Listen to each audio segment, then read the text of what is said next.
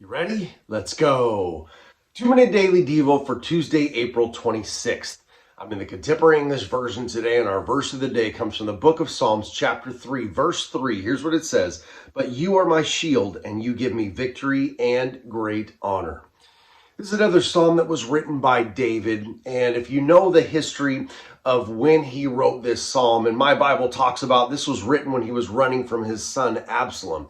And if you know anything about that history, and you can go back in the Old Testament and see that Absalom, his son, was out to get him, was out to kill him. And David, obviously, being the father, was not one that wanted to get in a fight. He wanted to run away because he didn't want to engage.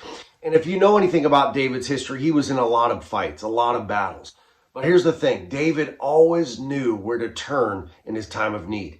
You know, you could go back to when he was a shepherd, and it talks about how he used to watch the sheep and how God helped him to fight off a lion and a bear right before he fought Goliath. David talked about that. So David knew where his strength came from. He knew where to go and who to call upon in his time of need. And this is no different. He knows because he's seen the faithfulness of God time and time again. You are my shield, and you give me victory and great honor.